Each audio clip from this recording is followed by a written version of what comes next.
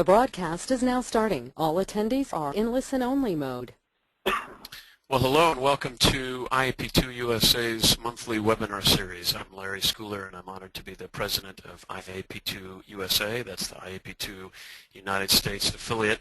I want to say a special hello to Amelia Shaw, who is active. I hope I'm saying this right. Amelia is, I think, still the president of the Canadian affiliate. I always lose track of who's got what role, but Amelia's been a loyal colleague of ours in Canada for quite some time, and we're co-hosting these webinars as United States and Canadian affiliates. So great to have Canadian participants on with us as always, and we're excited to have a mix of American and Canadian and hopefully Italian panelists part of our panel today. So it's truly the I in IAP2, the International Association of Public Participation.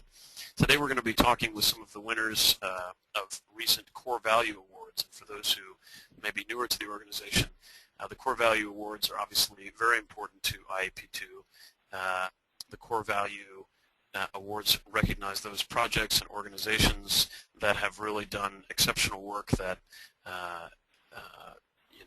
respects or brings about, exemplifies the core values of IAP2. And I know plenty of folks are familiar with those, but I'm going to either myself or have Ashley put the link to our core values into the chat window for everybody to see. Here's a link that I think can be posted. I knew Amelia. I was a little off with that. Amelia is the past president of IAP2 Canada and is the interim executive director for IAP2, the federation, the global federation. So Amelia, great to have you. At any rate, so we're excited to hear some about these Core Value Award winners because they have been doing some exceptional work in the field, again, both in the United States and in Canada and in Europe. And we will be having a Core Value Awards competition this year. We're hoping for each national affiliate to be able to offer their own members the opportunity to enter a national level Core Value Awards competition, and then the winners of that be sort of advanced on to a global competition. More details will follow on that in the coming weeks and months, but if that's something that you'd like to help us kind of orchestrate behind the scenes, maybe you've already won a Core Value Award or just have some input, if you email us at info@iap2usa.org, that's info@iap2usa.org, we'd love to involve you in kind of the logistical planning of getting the Core Value Awards competition going at the national level and then feeding into the international level. Of course, as you know, we're also gearing up for the North American IAP2 USA Conference, which is the North American Conference, which IAP2 USA is taking the lead on, with IAP2 Canada having supported and led the conference last year. This year, Canada is going to support the U.S. The conference is September 22nd through 24th in Salt Lake City, Utah. It's going to have a tremendous variety of different offerings to appeal to both practitioners and researchers and government officials and just anybody with an interest in this important field. So we really encourage you to make plans to be with us in Salt Lake City. A lot more details will follow shortly on the conference. We're ironing out the theme to share with you all and so on. So keep an eye on your inboxes, your email for more information. And again, we'd love to get you involved. We've got several committees that, subcommittees of the conference committee that need support. So if any of that interests you, please do let us know. Again, info@iap2usa.org. I also wanted to let you know that we repeat these webinars each month. They're always scheduled for the second, I always get this wrong, it's the second Tuesday of every month at 2 o'clock Eastern, 11 a.m. Pacific, and I'm sure I could mention a bunch of other time zones, but I'll leave it at those. So the second Tuesday at 2 Eastern, and the webinars are always free to members of the IAP2 affiliates, and then a fee for non-members. So we certainly encourage folks to join as members so that they get the benefit of this great ongoing continuing education opportunity. We also have sort of re-energized and instituted our kind of ask the trainer, ask the expert conversation. That's where we work with one of our veteran IAP2 trainers, for those who are familiar with our certificate training program, and they make themselves available for a conference call conversation once a month to hear the questions and concerns that our members have. That's a member amenity as well. Last month, Lewis Michelson, one of our former board members and presidents, was our featured guest. And I'm going to double check this with Ashley, but I think we're on the first Friday of each month at noon Eastern, 9 a.m. Pacific. So hopefully I'm right about that. That was the schedule we had last month. The first Friday at noon Eastern, 9 a.m. Pacific, and so put that down on your calendar for a great, lively conversation with your fellow practitioners about the issues you may be having in your practice or in your town or in your state or in your college or even in your blood services organization. Lots of opportunities to share ideas, so we really encourage that. The main thrust of this organization really is to give our members services that will benefit them in the work that they're doing. And so the Ask the Trainer and the webinar series are both really oriented in that direction. So we invite you to take advantage of those, as well as our social media presence on LinkedIn, Facebook, and Twitter, to use those as communication tools amongst your fellow members to get great tips and advice and to share information. That's the best way to do it. Last but not least, I want to let folks know that we have some training opportunities coming up. Those are spread across the United States and, of course, in other parts of the world, in Canada as well. I know we've got a certificate training down here in Austin, where I'm based. That's coming up April 8th through the 12th. We also have an advanced facilitation training happening in Dallas on May 10th. So we invite you to go to the IP2 USA and IP2 Canada websites to check out other available training opportunities that are happening as we speak. So all that available on either ip2usa.org or ip2canada.ca. I always have to double check myself on that. So I think that's all the housekeeping we need to do today. Let's get right to it. What I'm going to do is I'm going to introduce our panelists one by one, and then each of them are going to give us sort of a brief overview of the project that they brought forward, and then I'll probably ask some questions after they've all presented, but the floor will also be open to any of you who have joined us today to ask questions as well. And so all you need to do is either type your question into the chat window or kind of let us know that you would like to ask a question, and we're happy to have you ask the question directly yourself and a follow-up if needed. Let me also say hello to Ann Harden, who has joined us. Ann, it's nice to have you here. So I think without further ado, I'd like to introduce Don LaPierre. He strengthens relationships to ensure trust, transparency, and inclusive decision-making. He has helmed national, provincial, and local projects for private and public sectors. He spent the bulk of his career building partnerships and strategic alliances, and he uncovers strategies that advance relationships and improve bottom-line performance for organizations. He is fluently bilingual, but since he's north of the border, that means English and French, not English and Spanish for some of us who are south of that border. Don prides himself on fostering high-quality client satisfaction with multiple diverse stakeholders. Currently, Don is part of an agile and dynamic team where he relations, public involvement, and partnership development with his colleagues in stakeholder relations. He manages the development and delivery of stakeholder engagement strategies for key business lines. So it's my pleasure to say hello to Don LaPierre. I hope everybody can hear me okay. And Don, if you can hear me, go ahead. Thank you very much, Larry. So if I'm very, very pleased to be able to present today some information. I'm going to begin with a bit of context so that people understand the context within which the project that we submitted took place, and then I'll dive into more of a case study, if you will, about the project, but I'll try and do this fairly quickly so that there's ample time for everyone's presentation and for questions and answers. So I guess I have to click on show my screen. So there we go. So is the IAP2 slide showing my PowerPoint slide? Yeah. Okay. So I'll just dive right in.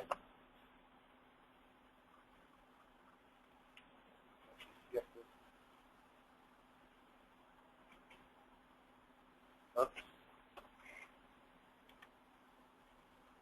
Sorry, I'm just trying to, there we go. All right, so trust. Why is trust so important to Canadian Blood Services? In the 1980s, when thousands of Canadians received contaminated blood, many people who trusted in the blood that they had received died. and almost overnight the Canadian public lost all trust in the blood system. As well, many donors stopped giving blood. So since Canadian Blood Services was created, and I'll come back to that, about 15 years ago, we've had much success. As you'll see on this slide, a little more than half of Canadians polled in 1998 believed that we would act in their best interest, and that number has steadily increased and now sits at somewhere in the 80% range. So we see ourselves as a trusted healthcare partner through our focus on building relationships and collaborating, exerting influence, and enhancing our role in healthcare delivery. To quote our CEO, Dr. Graham Scher, we've been given a lot, most notably the trust and confidence of Canadians, stable funding from our funders, and unqualified support from other stakeholders. So it's not to be squandered. As he frequently says, he refers to the old saying, of those to whom much is given, much is expected. The Royal Commission of Inquiry on the Blood System in Canada, more commonly referred to as the Creever Commission or the Creever Inquiry, was a Royal Commission headed by Mr. Justice Horace Creever, and which was established by the Canadian government. It was set up to investigate allegations that the system of government and private and NGOs responsible for supplying blood and blood products to the healthcare system had allowed contaminated blood to be used. So it recommended the creation of Héma-Québec for Quebec and Canadian Blood Services for the rest of the country. And these two agencies were to operate at arm's length from the federal government. It also made recommendations regarding compensation for persons who had received contaminated blood. There were about 50 recommendations in total, about 25 of which applied directly to the blood operator, Canadian Blood Services, and we were born from this inquiry and launched at the end of September in 1998. So, as I said, we're pan-Canadian with the exception of Quebec. And just to touch on a few points, we have 42 collection sites, about 22,000 clinics annually, 12 manufacturing centers, 2 blood testing centers, and we ship more than 1.2 million products to 732 hospitals on an annual basis. We also have an annual operating budget of just under $1 billion. So a few donor criteria are as contentious as the deferral of men who have had sex with men. Since the mid-1980s, men who have had sex with men even once since 1977 have been indefinitely ineligible to donate blood. The 1977 date is the date that HIV is known to have entered into Canada. You can see on this slide cells, donation of cells, tissues, and organs. They have a different deferral period. It's 5 years versus lifetime. However, there is opportunity to make an exception with the consent of the patient. Why has the current lifetime deferral policy been maintained? Well, the key factor to remember here is the window period, which is the time between when the AIDS virus has been acquired by an individual and when it remains undetectable by our tests due to its early stages of infection. So this means that if someone has just acquired the virus and they donate blood, that unit, which is divided into 3 components for 3 different patients, is infectious. So this is where blood operators around the world really must ensure that via the donor screening process or the questionnaire, there's an additional layer of safety in place to protect patients from risk. And according to the most recent surveillance reports from, well, I actually stopped at 2011, but published by the Public Health Agency of Canada, you can see that men who have sex with men continue to account for the greatest number of new HIV infections reporting in Canada, sitting at about just under 47%. So that is one of the main reasons the lifetime policy has remained in place. In terms of public participation, given the current environment where many international blood operators have reduced their deferral periods, and there really have been substantive improvements to testing technology, surveillance, and responsiveness to emerging threats, it really was time to contemplate a change to this policy. It's now about doing the right thing so as to be as minimally restrictive as is necessary to manage risk. To that end, our board of directors introduced a motion in the fall of 2011 to reduce the deferral period from a lifetime to a defined period of somewhere between 5 and 10 years. The greatest challenge in this project was bringing patient and community groups together to openly discuss each other's views, achieve mutual understanding, and really reach a consensus on the way to move forward and commit to working together. And as a little bit of further background, any change to the any blood system policy has to be approved by Health Canada. So that's another factor that has to be considered, as well as the fact that there is really no international scientific consensus on a safe deferral period to protect against the risk for HIV. So as the board put this motion forward, they wanted us to go ahead and examine where we might end up by following a very detailed and intensive stakeholder engagement process, which is the project that we submitted for the Core Value Awards last year. So in terms of the spectrum of public participation on this particular file, we worked in all of these engagement categories except for the empower phase. That would involve placing, obviously, final decision-making in the hands of the public, which is not feasible given our regulated environment. So I just want to give a quick run-through of how we proceeded in each of those 4 categories, which will give you a sense of the submission that we put in. So under the informed category, we prepared a scientific discussion paper, which was reviewed externally by a panel of experts from various disciplines. So there were people with expertise in public health, gay men's health, epidemiology, ethics, risk assessment, and Quebec, our Quebec counterparts participated, as well as some international blood operators. And that really formed the basis for the detailed information on the issue that we used as we proceeded through the engagement process. We developed some Q's and A's, we sent briefing notes, we undertook various and sundry presentations, and we've updated our website with a particular section that focuses on the MSM policy. In terms of consulting, we gathered views from over 9,000 stakeholders on their awareness and opinions toward the MSM policy as it stands.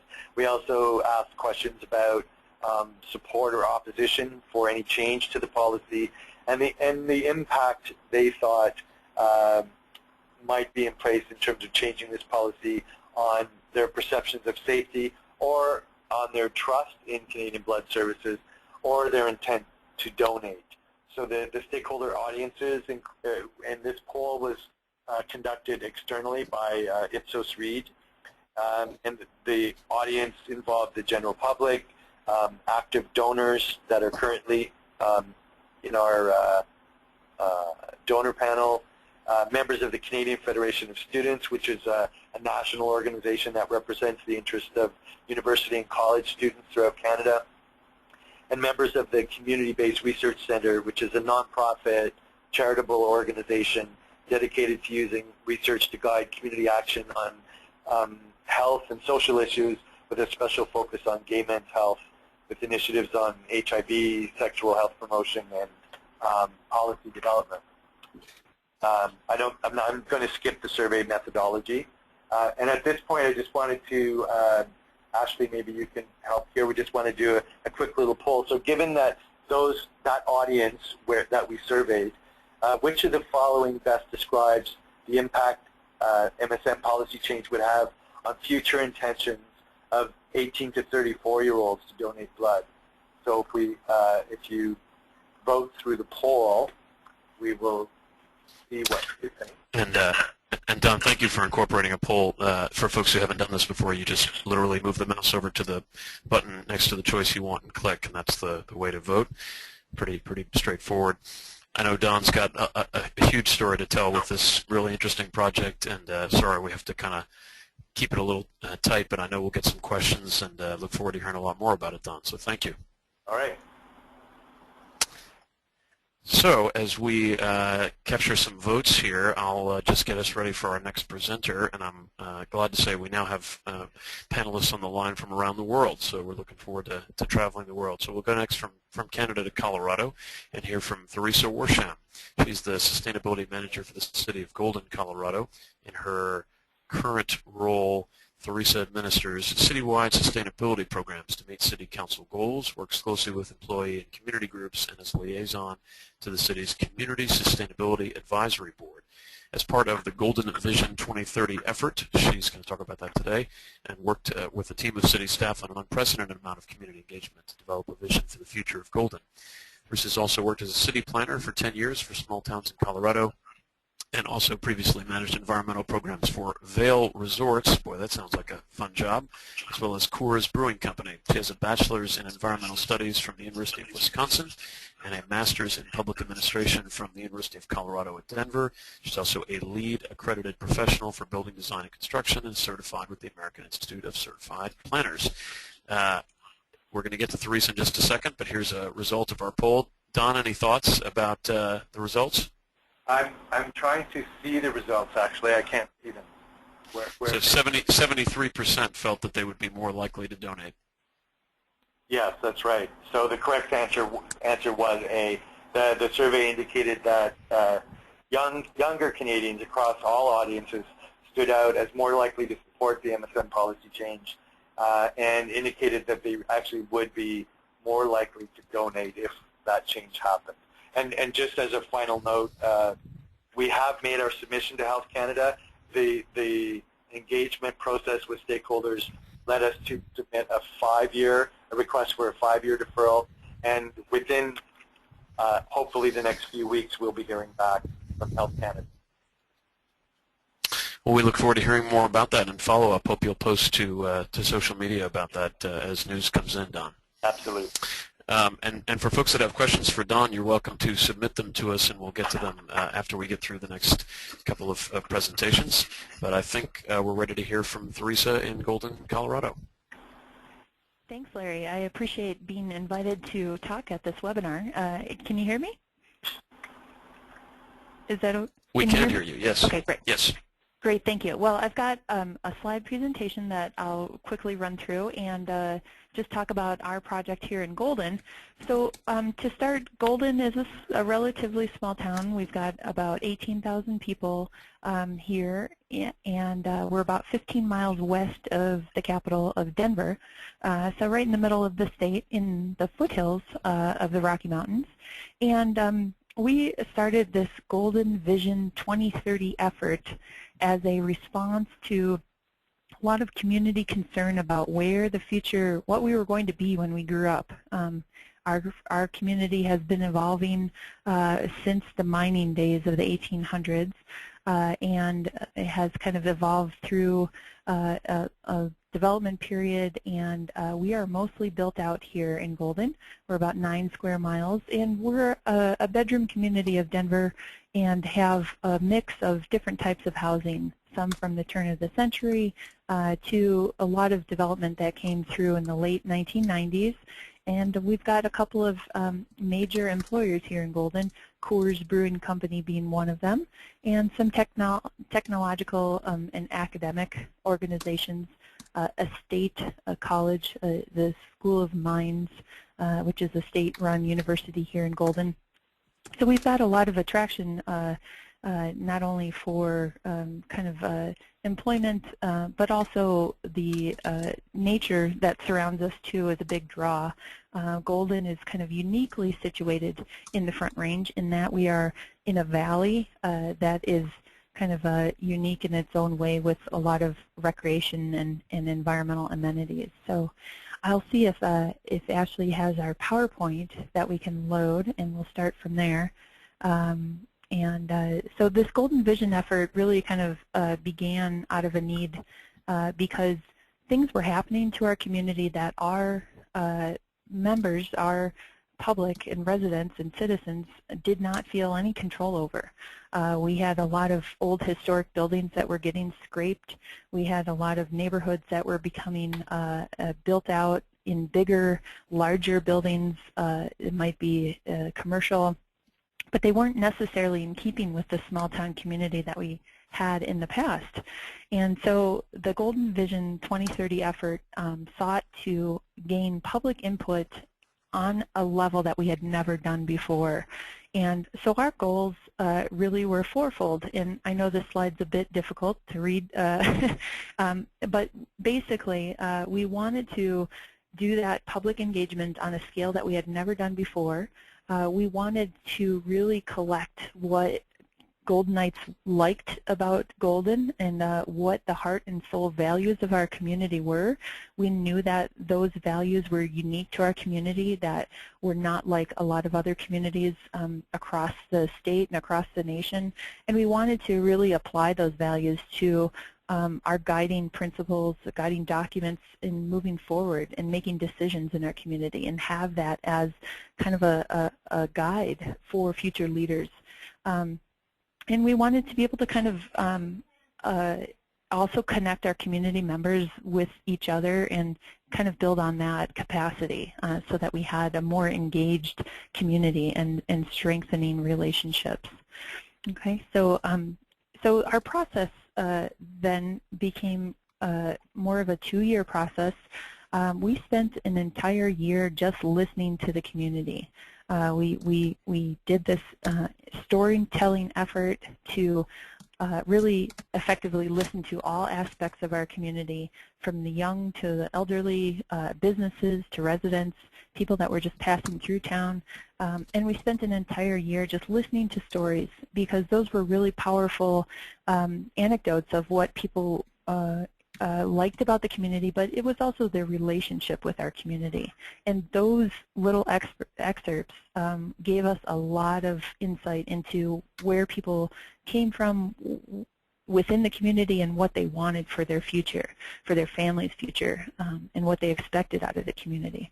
So after that year in 2009 and 10, we went back out to the community and we said, here's what we heard. These are your words, and are they right? Is this what is adequately reflecting what the community wants? And then we implemented after that. So to begin our first part, our storytelling on our smaller scale looked like kind of turning the public input process on its head. Nobody wants to come to a boring community meeting where people preach at you and listen to some speaker.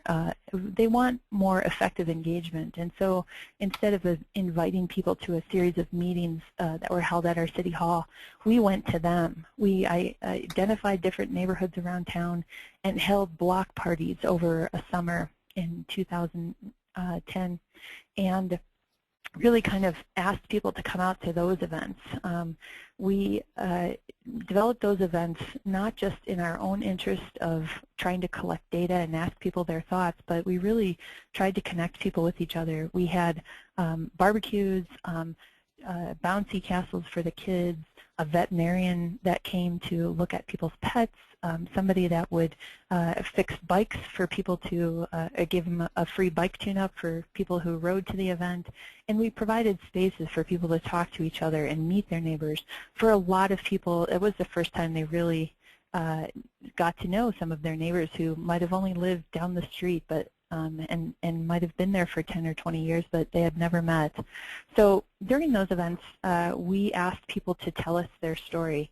And the next slide will show a couple of pictures of examples of those events. Thank you. We've got we had a videographer that we hired, and we really spent some time talking to people. And once you prompt people to talk about why they came to Golden, what brought them to Colorado, talk about their families and their life, they really were on a roll, and we got thousands of hours of video and comments and audio that we had a wealth of resources from all of those video captures. Next, we went to make sure that we were really reaching out to other people, and the youth of our community is traditionally kind of an underrepresented segment of our community. there was always effort to try and get resources for youth through schools, but where was the youth voice in city governance in planning for the future? We really wanted to know what youth wanted for the future. Were they going to stay in Golden? What did they need? And so we did outreach through the local high school and other schools to really try and figure out what they wanted. And this project in particular was with another consultant called the Center for Digital Storytelling.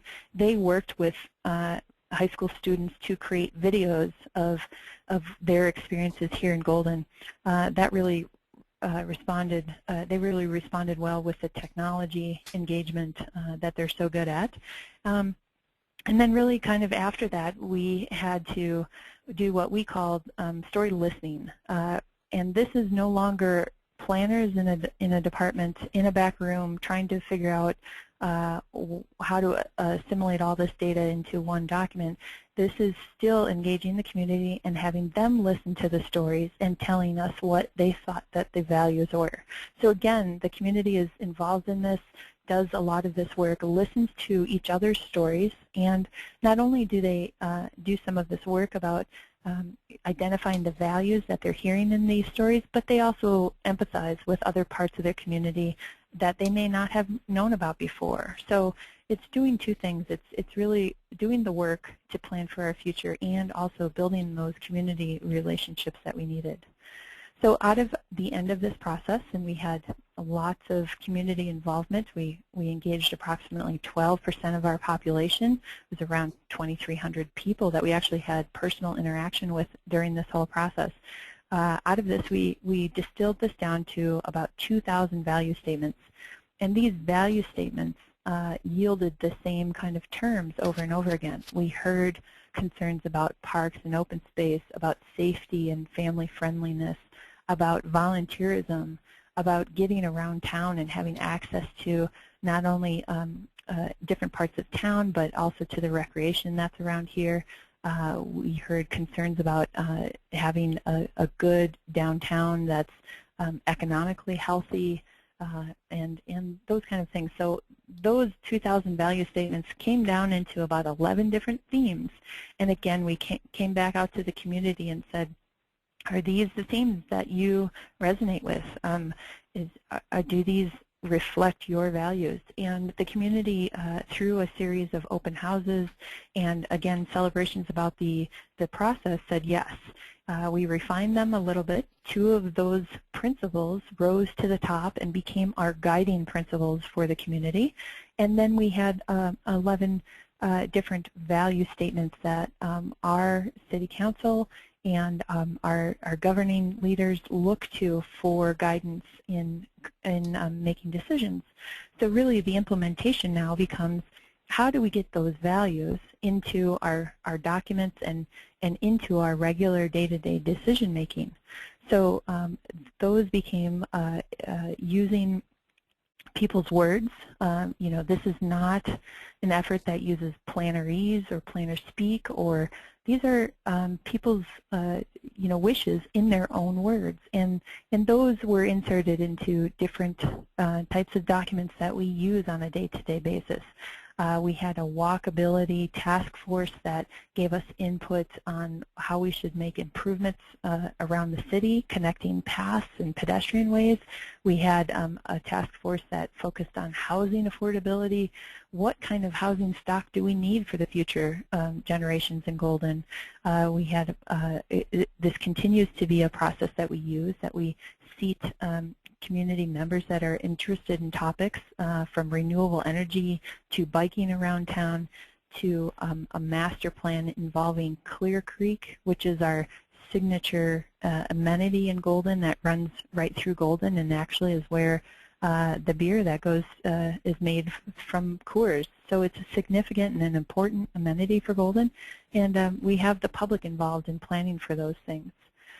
Other things that we have created out of this effort include a multiple variety of focus groups, task forces, community summits. This is all putting the public to work and having their input into this. And what we've kind of learned with this effort is, finding the right community engagement that is effective for the process that you need. Some of our task forces were limited in terms of time that we're asking people to commit to it. We gave them specific duties to do and in a timeline to report back. We also learned that if you want participation, you have to make it convenient for people. This is no longer the era of come to a meeting after dinner and testify in front of a board that sits high on a dais and then makes a judgment right away. This is about going out to the community and asking them their needs and finding them on their own turf and making it convenient for different parts of the community. Not everybody can attend a meeting at 7 o'clock at night, and so you have to engage them during times that they have. So the ongoing expectations that came out of our process is that we will no longer rely on a simple input process. Now all of our decisions are made with a significant number of community input. We've kind of turned the land use planning process on its head, and instead of asking people to come to a meeting and then people make a decision, we ask the developer to go out to the community, meet with the neighborhood, talk about their concerns, revise their plan, and then come to the city with that input and how they've revised their development to fit in with the neighborhood. And that's the decision process that we now rely on.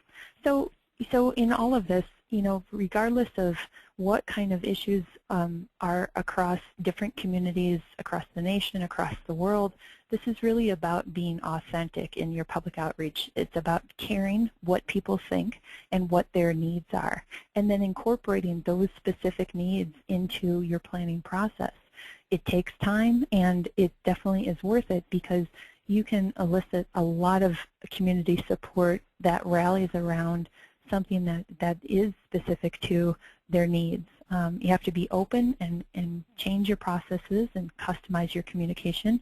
Some people respond great to web communication, and others need that personal one-on-one interaction.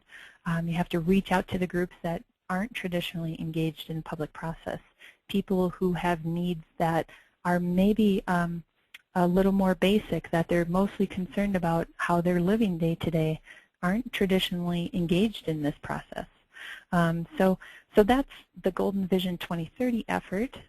We've got a couple of links that'll come up here. I can be contacted through this information here, but really take a look at our links, and these are all efforts that are coming out of that Golden Vision 2030 process. And once you try effective community engagement, you can't really go back. And it's a new era. Theresa, I think you just described our work as addictive. And, yes. hopefully no one needs to seek rehabilitation from it. That's right. No 12-step programs for P2 addicts, but a great presentation. Thank you so much for such great slides, and Don, to you as well, of course. And I'm sure there'll be a lot of great questions coming from your presentation. If you've just joined us, we've just heard from Canada and from Colorado.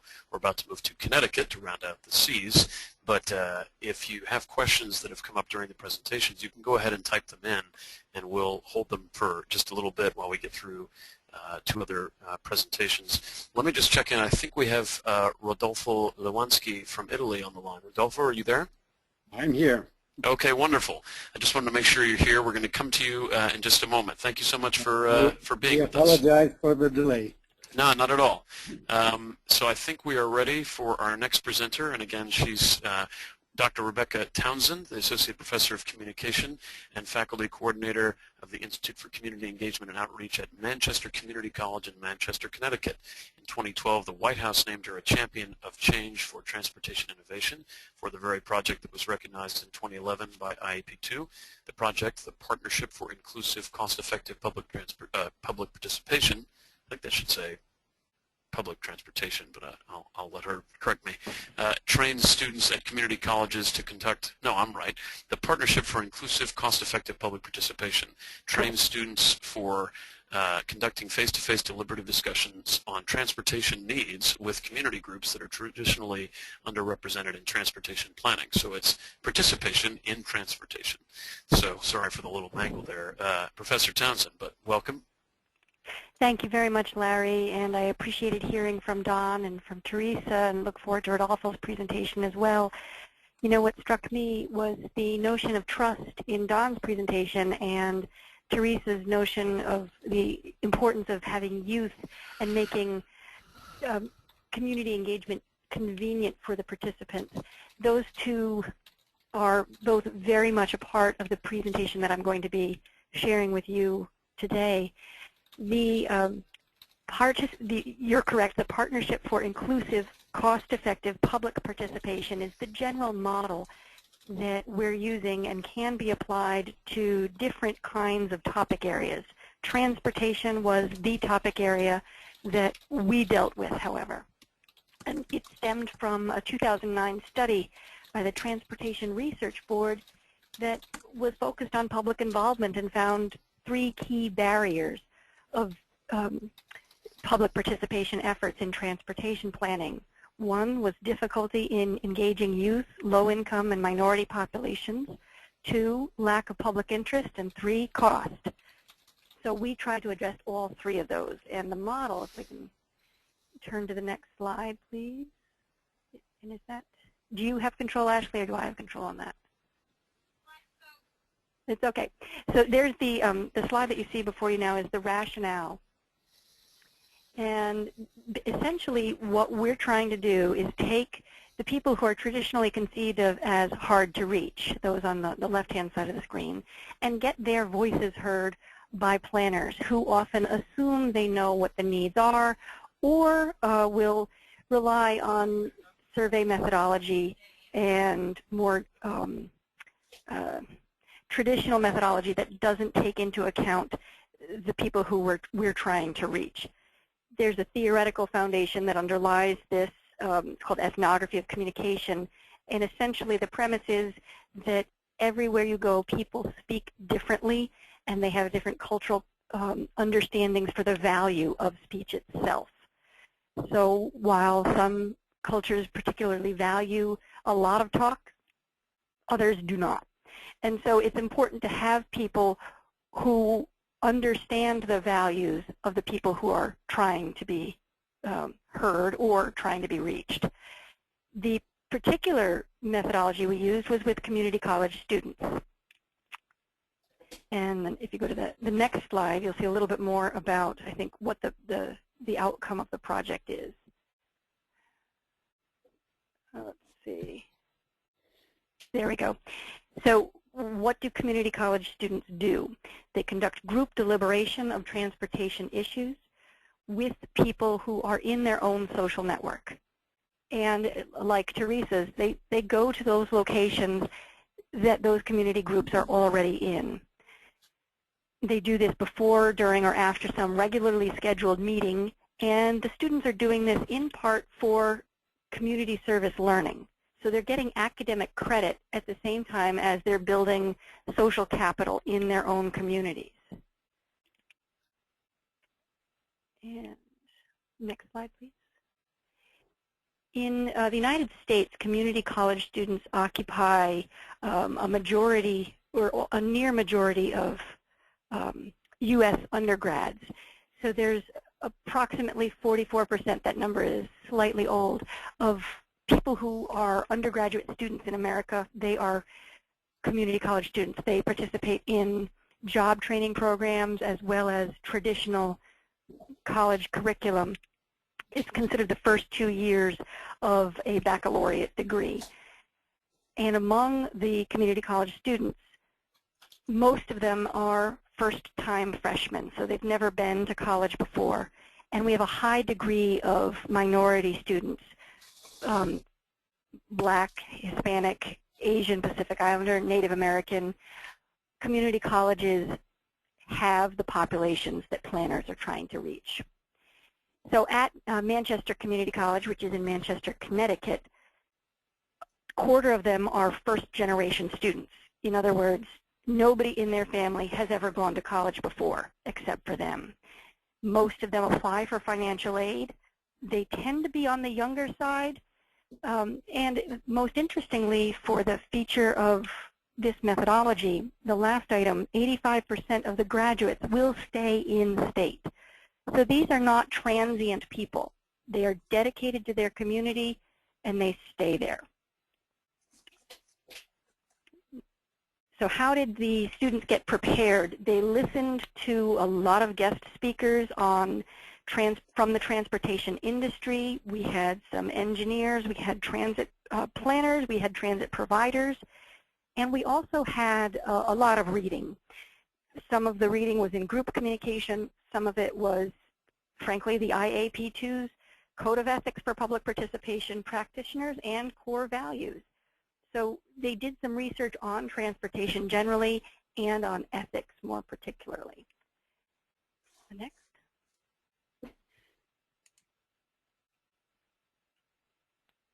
And we focused, just to be clear, we focused on the collaborating with our partners, and many of you are familiar with this slide already, so we'll just skip to the next one.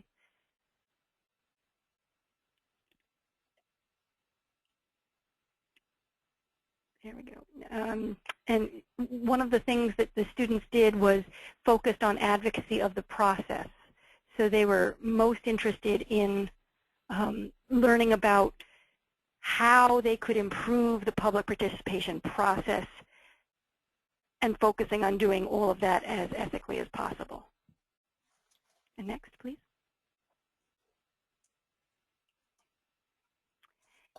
Students would conduct discussions, and they would go to community groups that they already knew, so there was the trust built right in. They would go to churches, they would go to fantasy soccer teams, they would go to homeless shelters. We have a variety of different kinds of people in the Manchester area, and those students, our students, went to those groups that they already knew. They conducted discussions in those community groups. We also did surveys, large-scale forums. We had a lot of food at our meetings, and there's one of the there's a photo of one of the meetings that we had on campus where we had some open forums with students invited who were just regular MCC students, and we'd provide them with food and drink, and typically if there's food, people will come. And so we did get a lot of participation from people who are traditionally underrepresented. One of the interesting findings that we learned was the difficulty that participants, or excuse me, the difficulty that they thought about when they were participating in the actual planning process itself. Students were really surprised at how little respect some of the participants thought that transportation planners and providers had for them. So here's a segment of the transcript.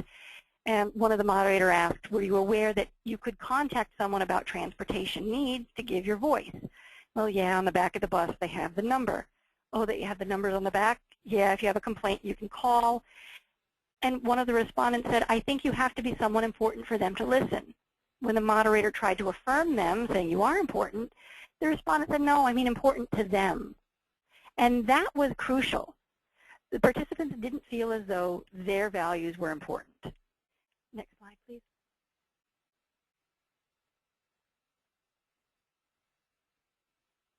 In other transcript segments, and this discussion was conducted in Spanish at a church with a wide variety of people, but the people who were speaking spoke Spanish.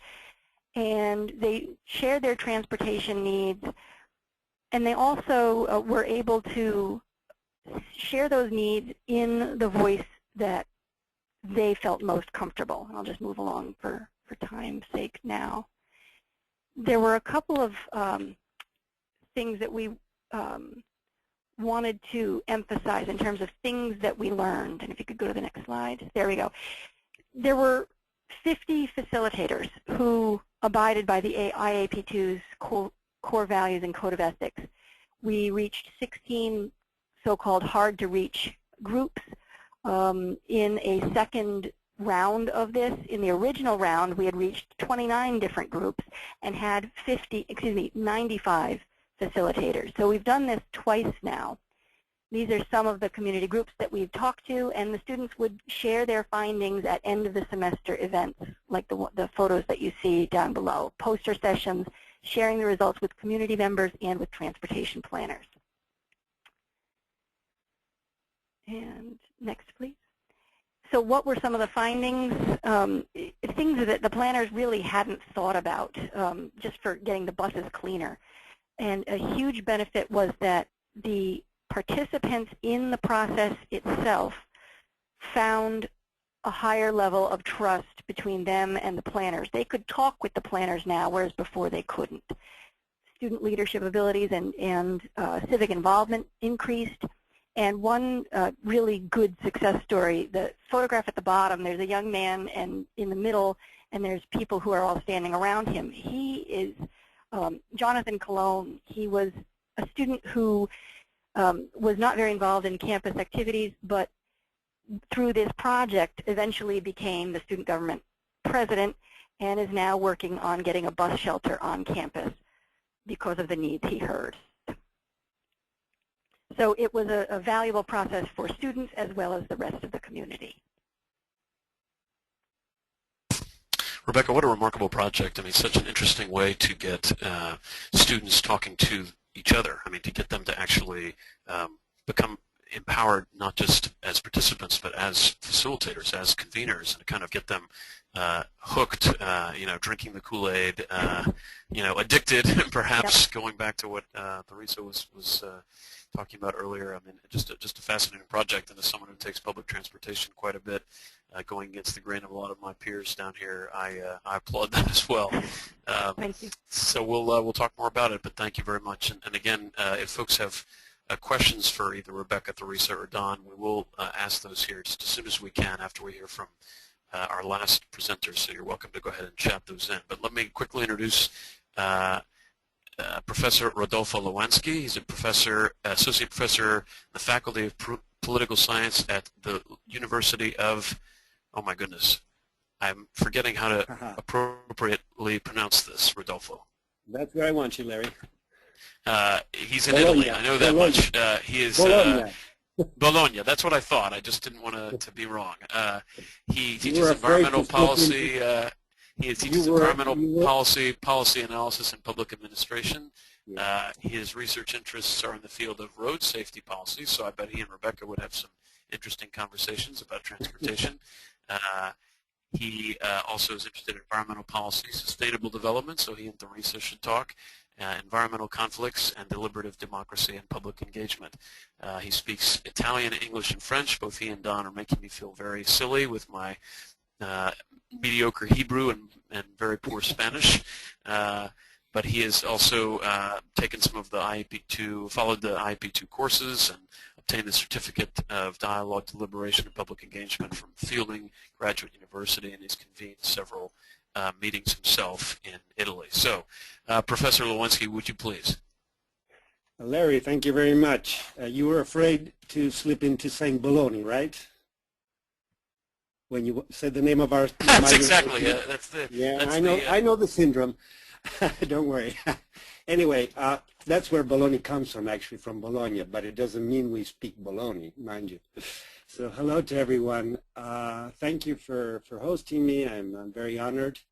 I'm afraid my presentation is a bit more boring, the slides are less attractive than the ones I've been looking at till now. So I have 10 minutes, right, Larry? You want me to speak 10 minutes? Is that correct? Yes, if you don't mind, Professor. We're just trying to finish by 3:30 Eastern Time, which is about 30 minutes from now, and we do want to work questions from the audience. If you leave out the professor, I'd be extremely grateful. I'm here as anybody else working on the field. And so let me tell you slightly about this organization that won the award, the 2012 award. Italy perhaps is not internationally renowned for being very innovative in the field of politics and administration, and that's an understatement, I'm afraid. But so it's so much more amazing that for once Italy actually has an interesting, innovative case of promoting proactively citizen engagement. In this case, by means of a law, which is the law that you see in the slide, and it was passed at the end of 2007 by the Tuscany region. You all know the capital, which is Florence. I live in Bologna. It's half an hour away by train. And I'll skip some of the first slides, which are the legitimation of why we need citizen engagement. We can skip all this. Thank you, Ashley. Let's get to the nitty-gritty. I will leave these as heritage, but the problem is, what do we mean by participation? The Tuscany law, how do you say this in English, declines participation very much along the lines of deliberative theory. And I'm sure that everybody... Defines is what you mean. Defines, okay. And everybody listening knows about deliberative theory, deliberative democracy, and what have you not. So this law goes beyond traditional participation. Now, little explanation on how Italy is organized. We have regions which are very similar to the Canadian provinces, the U.S. states. Though we're not exactly a federal system, regions can pass laws and have money. So what they did is they passed this law, and it was much upon the political will of the previous president of the region. And he was trying to, I think, catch the crisis of legitimation of our democratic systems, which is very, very strong in Italy, but is also present elsewhere. So when they wrote the law, there was a lot of influence of deliberative democracy. It's not the old traditional participation. Tuscany is traditionally a red region. It was run by the Communist Party. So participation was positive. The people, power to the people, right? But it was actually very much a top-down participation. You come to the meeting and I tell you what we're going to do and you go home. So this law goes beyond this traditional paradigm, so to say, which I find very interesting. Can we go down the lines, down the slides, excuse me, Ashley? I'm not sure what's coming up because I just invented these slides, but the point is that there are a number of references to deliberative theory. And Ashley, I'm sorry, you have to go, still keep going ahead. So what this law does, it sets up an independent authority that is not connected and not nominated by any of the parties involved. I was nominated by the council, the assembly, the legislative body, both left and right together, because the idea is that this authority is supposed to be non-partisan. So neutrality, impartiality is a very fundamental feature. And why is this important? Because people don't trust participation anymore. We did a survey a year and a half ago, and half of the Tuscan people say they think participation is just a way to ratify decisions that the politicians have already taken. So we have to fight this, it's an uphill fight to gain credibility and trust in the eyes of the people. Keep going, please, Ashley. And so they wanted an expert, a university professor. There was a competition, and I came out as the winner. Big honor, but also very onerous in the sense that I have been quite left alone to my own. They gave me, a good positive aspect was that they gave me a chunk of money, about 650,000 euro per year, to hand out to participatory processes, which I've been doing. We've been funding about 20 processes per year in a variety of fields, from land planning to social policies. We've had 13 processes in schools. Some of these processes are requested by citizens. For example, citizens that are concerned about a new project or infrastructure. a depurator, a biogas plant, or what have you not. 80% of these processes have been promoted by local government, municipalities basically. So it's very institutional in one way if you want, but it also allows for civil society to have access to funds because good processes are expensive. Our average is about 32,000 euro, which means about 40,000 US dollars each. Of course, with big differences, small processes, big processes.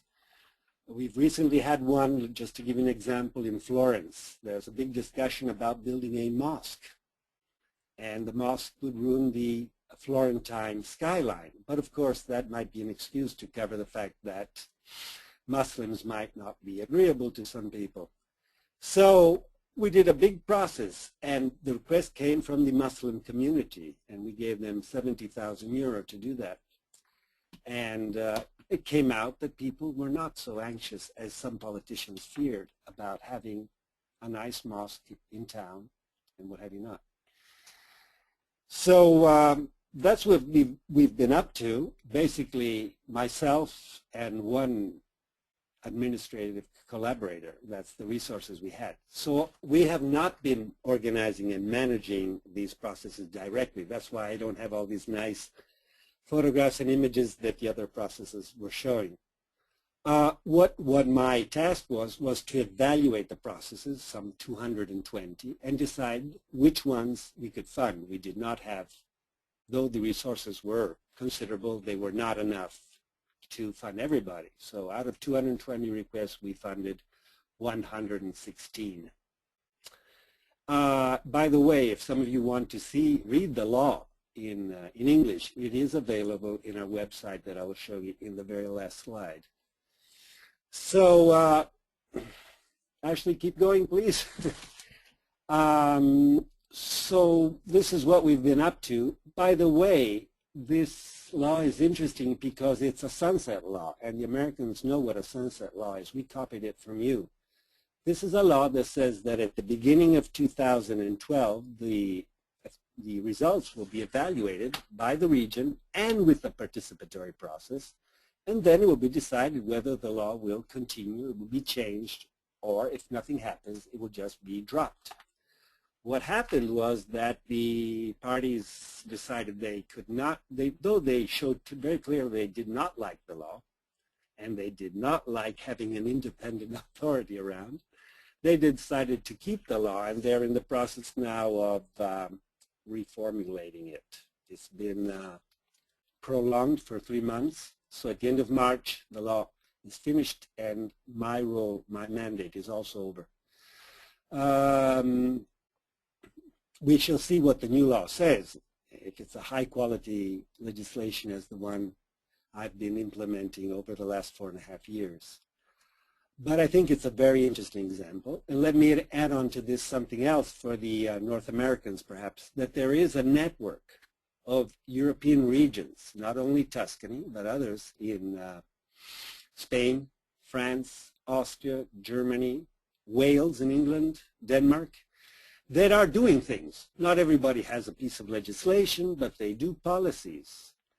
By the way, in Italy, my region here, Emilia it's called, also passed a law, and this year started implementing, putting 200,000 euro on it. So things are moving, and I think a part of the political class is understanding the crisis of legitimation, of credibility that is creeping up. The last electoral results were very, very, very eloquent. The parties were slapped in their face. So now maybe they will be more open to bringing the citizens back in. So this is a broad presentation, and I'd be very happy, of course, to provide more specific elements, but I don't want to bore everybody to death. So I'll leave it to questions. Well, thank you very much, Rodolfo. I'm sorry that we have to limit you and everybody else to such time, but it's great to get that overview. Sounds like some very ambitious and very interesting work that's happening in Italy, and I'm sure we'd want to hear more about it.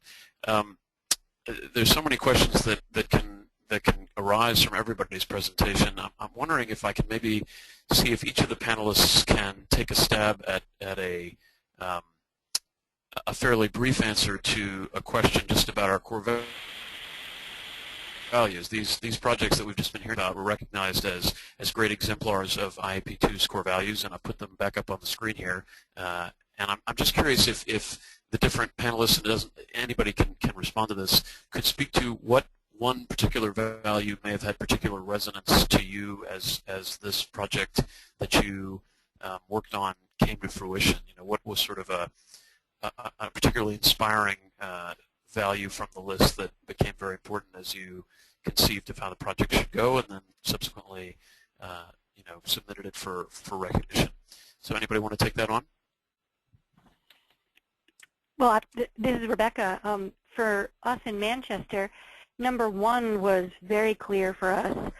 The people who are youth, minority, and low income are the most affected by how transportation gets designed, especially how public transportation gets designed, simply because those three populations tend to be the most transit dependent.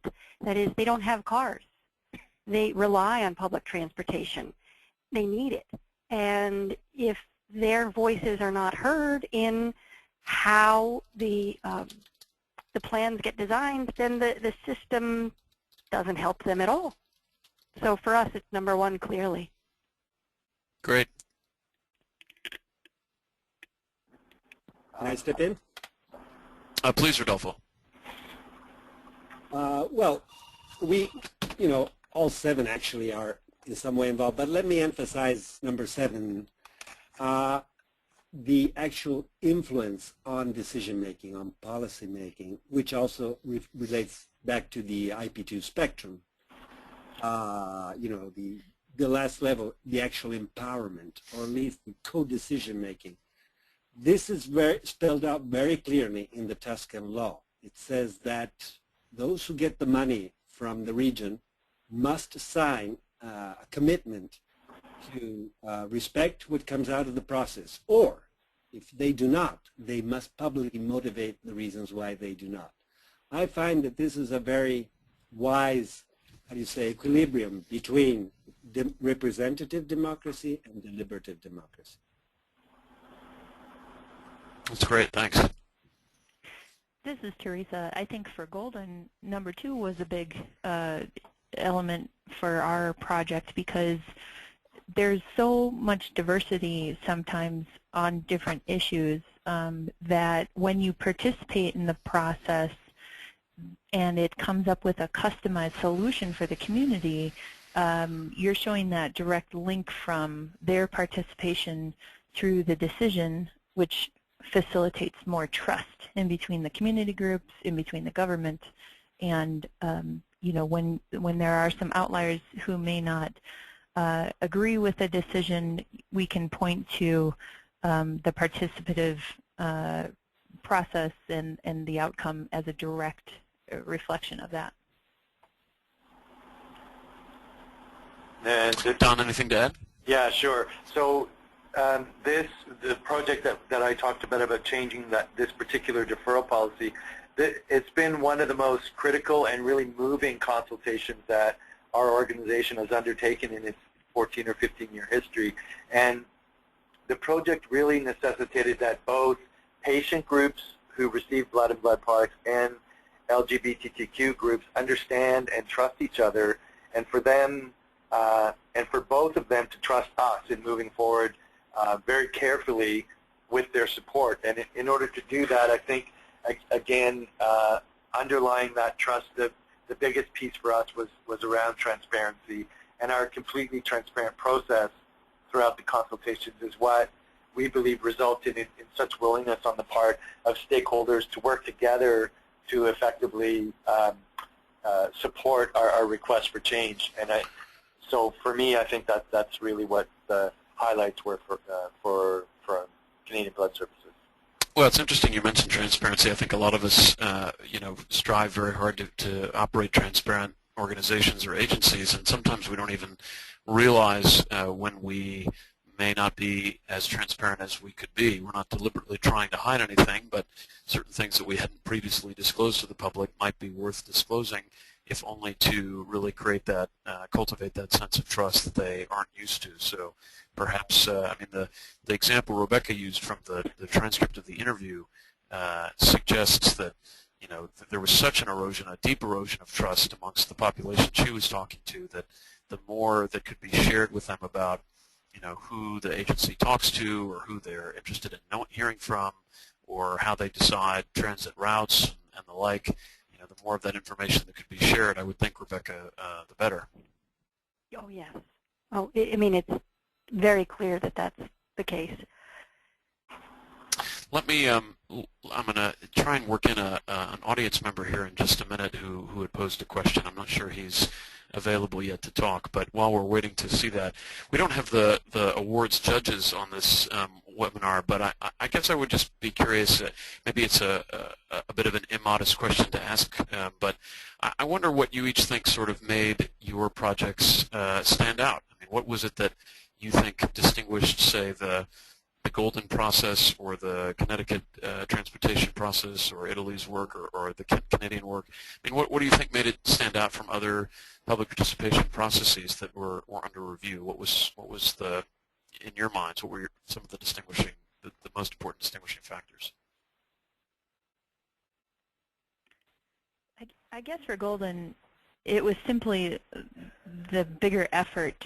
We partnered with the Orden Family Foundation to be able to do a lot of these different kind of outreach styles, and some of them were successful and innovative and others kind of failed, but you know, it's the desire, the want to improve the community and have your community run by the community that makes it different, rather than just kind of sitting back and relying on old communication methods. So for us, it was the innovation that I think the Orden Family Foundation afforded us, and we were able to kind of try out a lot of different engagement techniques. And for Manchester in Connecticut, I think it was the use of community college students as the networking bridge, because the students themselves are oftentimes members of the populations who planners are trying to reach. I mean, I don't know that community college students have ever been used in a way like this. And I say used, but I don't mean it to sound as though they were exploited. They gained a lot of leadership and a lot of experience and built social capital themselves. But they had never before been recognized as having that expertise and having those connections that were valued.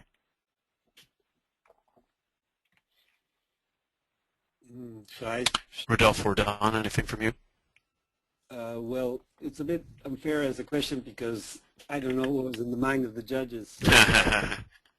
But perhaps I imagine the fact that in a way, well, here there is a proactive policy from the regional level pushing on actual citizen engagement at the local level and giving the resources to do it. And this is quite innovative. It's and also the fact that perhaps it took part in a part of the world that, differently from the Anglo-Saxon world, we don't have a very big tradition in citizen engagement. Hopefully it's coming, but so maybe the novelty also of this and might explain, but you have to ask the. I will ask them at some future date. Don, did you want to respond at all?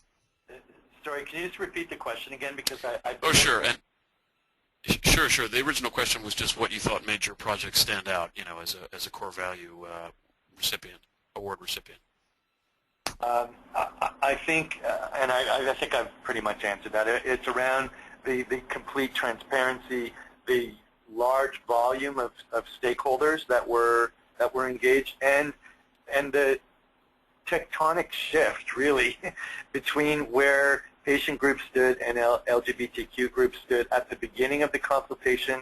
And I didn't, because of time, I didn't get to describe the actual face-to-face processes that we undertook. But just that shift, I think, is what really I think stood out, I am assuming, for the judges. Great. My colleague Amelia Shaw from Canada had a question that actually she wanted to pose, and so let me see if Ashley can help me to open up Amelia's microphone to ask that. Hi, Larry. Amelia. I'm unmuted. Well, first of all, let me just express my sincere thanks to all of the presenters. They've just been absolutely fabulous. So thank you very much. But Don, I actually had a question for you, and it's a bit of a segue of what you just spoke about. Listening to you, the people that you were going to engage with in your stakeholder process sounded very diverse, and I was just wondering how you actually manage those face-to-face stakeholder processes. Did you use facilitation? Basically, how did you run them? Because we all face those situations every now and again where there may be people that don't actually want to be in the same room with others, but they really do need to be able to listen to each other and to be able to move forward and to respect and honor what everyone brings to the table. So I'm just wondering how you might have done that. Sure. I think, well, we did have, first we had a separate face-to-face meeting with the patient groups so that they felt completely, they were in a space that was, they were unfettered, they could sort of speak their mind, really put their fears on the table. And then we had a separate session with LGBTQ groups. They too put their concerns and desires on the table and really express their fears as well. And that's one of the things that came up for us was that that common thread of fear really became strong after having these two individual face-to-face sessions, which we then followed up with a joint session. And at that joint session is where we saw the shift, because both sides of the issue, if you really could put it that way, really took the time and really wanted to understand where the other folks were coming from. But the other part was all of the participants have an obvious desire for a safe and consistent supply of blood in the country. So, but one of the things that I think really helped a lot too, and I'm doing it again this evening as a matter of fact, we've created a working group with representatives from both patient groups and LGBTQ groups for the next 3 years to stay focused on this issue. And at each of those sessions, and as I will tonight, I have sort of an open network session where there's no agenda, nothing. It's just let's get together and hang out together, spend a bit of time. And the connections and the shifts that happen in those really informal night before sessions really carried over into the next day. And we also did, all the face-to-face sessions were facilitated by an external facilitator so that there was someone there who was seen as completely detached and able to sort of garner their trust.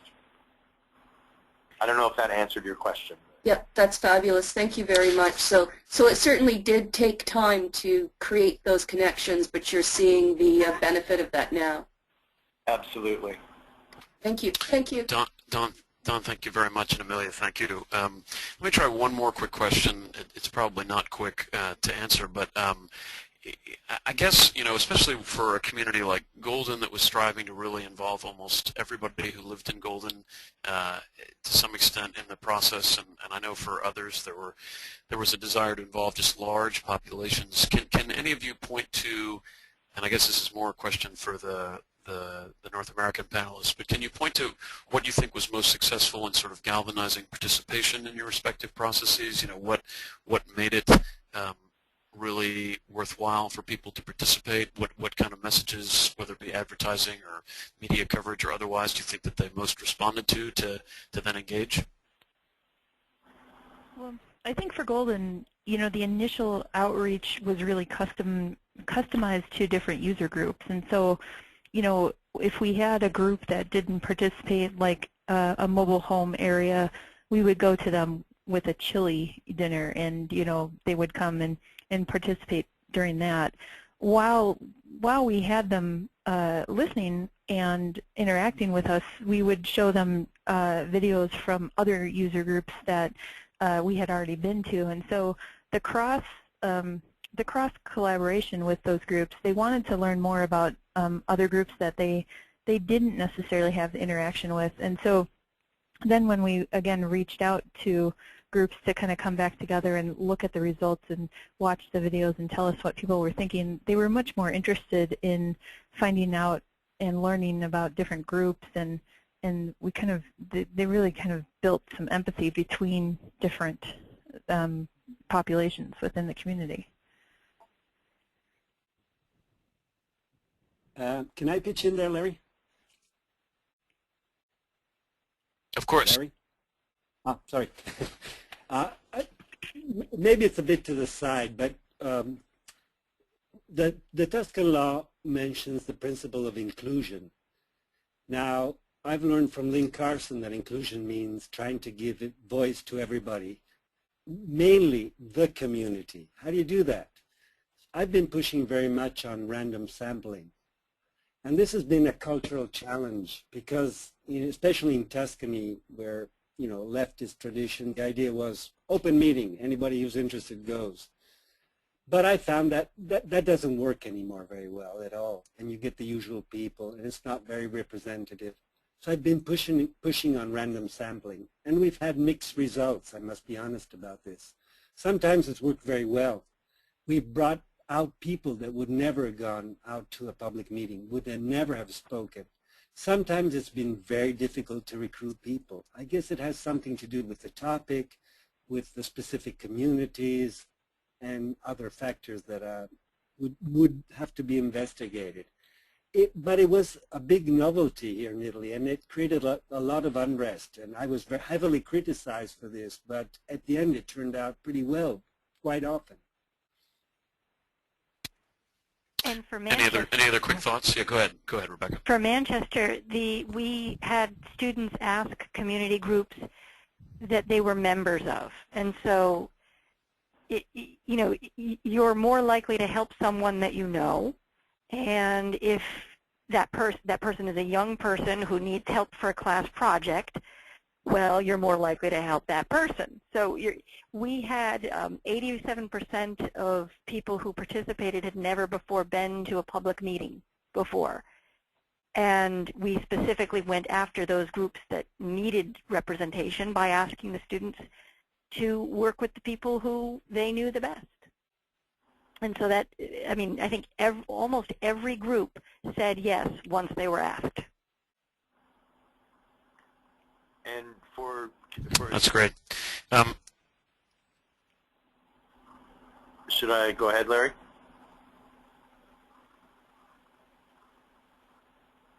Go ahead, please. Okay.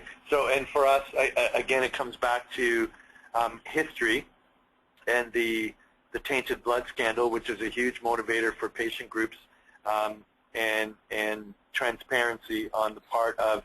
So the directive when our organization was created was that we do everything in a transparent fashion. So the IAP2 core values we live, eat, and breathe every single day in everything that we do. So it was very easy to continue to keep the patient groups involved and interested because they are anyway. And for the LGBTQ groups, it was around history for them too, but not so much the tainted blood scandal as the history of persecution and discrimination. And they feel that our current policy is discriminatory. So it was not a difficult task to get the stakeholders together and interested in participating.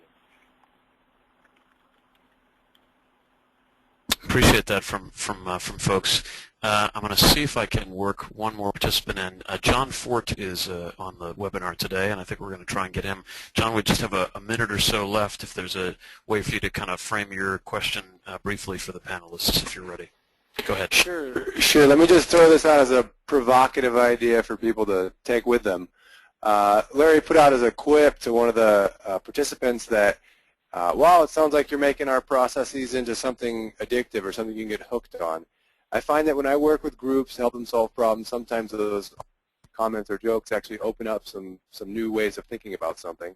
And so I just wanted to invite people to play with that parallel. It seems to me that we could benefit from a wider use across the board of public participation, and one step towards this might be getting a wider swath of the public to sample this product, discover if it meets a need for them, perhaps even an unnamed need, and then maybe once that's happened, once people have sort of experienced that, then they start to demand the product and they're willing to pay what it costs to make it happen.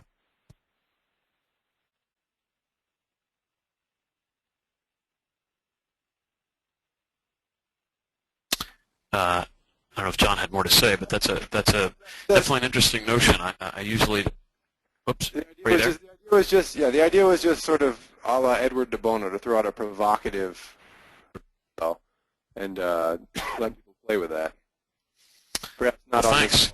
Yeah, thank you for doing that. I don't know if any of the panelists want to respond, but I think what John's asking is, what ways can projects like these sort of get more folks to drink the proverbial, the metaphorical Kool-Aid, or to get hooked, or to want to return. I'm thinking particularly about Rebecca's, just because this notion of training, heretofore sort of unengaged folks or less engaged folks, and actually facilitating, seems to me like a great opportunity to get people, so to speak, hooked.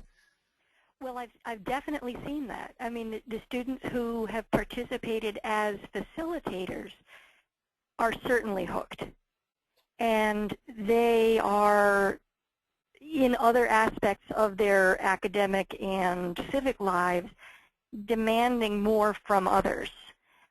For the community groups that we reached, they still do want to be involved, and they expect to hear the results. They expect to be involved more, and they indicated that they would like to be involved more. So I'm seeing that, but with gosh, I want to say 200, 300 people, ours is still an ongoing process, and I think that the outcomes will be seen and felt more in the coming years rather than right immediately afterwards. That makes sense. Yeah, we in Austin are developing what we're calling the Conversation Core, CORPS, where we train facilitators of all ages and backgrounds across the city to become facilitators. And it's going to be a multi-year effort that we hope will yield an amazing bumper crop of addicted, of P2 addicts who cannot be cured, who will be untreatable. Gosh, so many great ideas have come from these projects. I wish we had more time, but I do want to thank Rebecca, Rodolfo, Teresa, and Don for being so generous with sharing their project results. Actually, I think can help us get the presentations, if you're comfortable with it, posted into our sort of members section. It'll be available, if you're comfortable with that, to those who sure. Will have either been on this webinar as non-members or who are members. So Ashley can work with you guys afterwards on that. But thank you all so much for the contributions today. I appreciate it. Thank you for organizing this. Thank you, Yes. Ashley and Larry. And thank you so much for your contribution to the field and for helping uphold and exemplify our core values. One other quick announcement: the board nominations for, I guess, Canada are open right now, and anyone interested in that should submit nominations by March 20th. I believe I have that right, and that's for the Canadian affiliate, I believe. The U.S. board is set through the end of the year. Again, our conference is September 22nd through 24th. Rodolfo, I really hope you will come. And also, of course, hope to see everybody else on the line at our conference in September, perhaps presenting more to our participants about these topics. And again, if you're interested in helping with the conference, with our core value awards, or any of the other things that we have going on, please visit our website, iap2usa.org, or send an email to info@iap2usa.org. And let us know how you'd like to get involved. Our organization really is meant to be very participatory and give members really the most benefit for their participation, show how your input into what you're looking for will influence the direction IAP2 USA and Canada take. So on behalf of all of the panelists, and certainly on behalf of Ashley Douglas, our excellent staff director in Arizona, who's helped us with all the behind-the-scenes work on this webinar, on behalf of the entire IAP2 USA board. Thank you all so much, and we really look forward to seeing you next month. Our webinar is Tuesday, April 9th at 2 p.m. Eastern, 11 a.m. Pacific, and the topic is intended to be participatory budgeting, which I'm sure a lot of people have been hearing a lot about. So we're hoping to share several perspectives on that from multiple parts of the earth. So again, that's Tuesday, April 9th at 2 p.m. Eastern, 11 a.m. Pacific. Rodolfo, I think that's, 8 p.m. Italy time? 7 p.m. 7 p.m. Please do join us as well. Larry, I need your email because we've got to keep in contact. Very good. I look forward to that. Rodolfo, I will email you shortly. Thank you all so much, and we'll talk to you soon. Ciao.